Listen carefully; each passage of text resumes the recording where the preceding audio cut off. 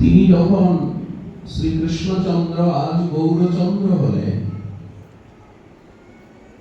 সেই ব্রজের দাদা বলাই তিনি যখন করুণা সিন্ধু প্রভু নিত্যানন্দ সুন্দর হলেন, সেই মহাবিষ্ণু সদাশিব মিলিত তনু তিনি যখন শ্রীহট্টের সুনামগঞ্জের লাউরের নবহট্টে এলেন, রাধাবতার শ্রীল গদাধর পণ্ডিত গোস্বামী পাদ যখন চট্টগ্রামে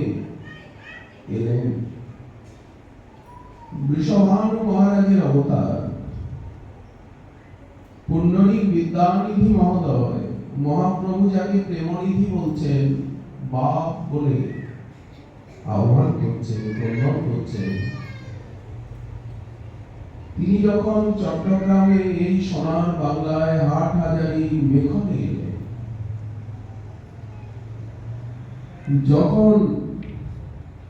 শ্রীবাস পণ্ডিত নারদাবতার উনি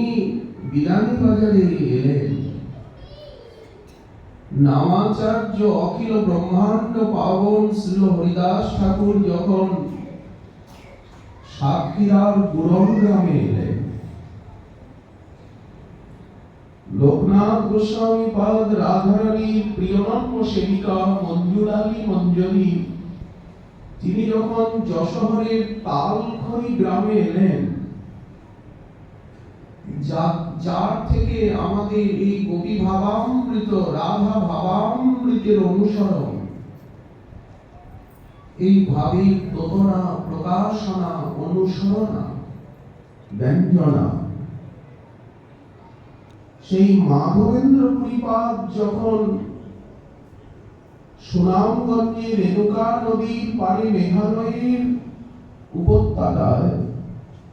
হিমালয়ের উপত্যকায় পূর্ণিপাটে আবির্ভূত হলেন, শ্রীহট্টের পূর্ণিপাটে তাহা করি শ্রীপাটে আবির্ভূত মাধবেন্দ্র পুরী মহাপ্রভুর পরম গুরুপাদ। এই যে গোপী ভাবামৃত রাধা ভাবামৃত,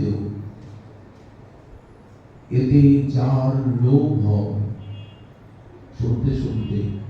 বেদ ধর্ম বর্ণাশ্রম ধর্ম ছাড়ি সেই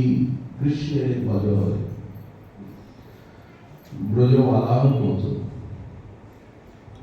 আকুলিনী অনুরাগিনী সেই মনোবৃত্তি নিয়ে ভাদরের ভরা গামের মতো রাগানুগাম মার্গে তারে ভজে যেই জন রাধারানীর ভাব এবং আনুগত্য নিয়ে, সেই জন পায় ব্রজে ব্রজেন্দ্র নন্দ। পরিপূর্ণ কৃষ্ণ প্রাপ্তি এই প্রেমানন্দে, এই রাধা প্রেম যা মহাপ্রভুর মহাদান, পরিপূর্ণ কৃষ্ণ প্রাপ্তি এই ভূমিতে, এই মধুর রসের ভূমিতে, এই প্রেমার বশ কৃষ্ণ কহে ভাগবতে।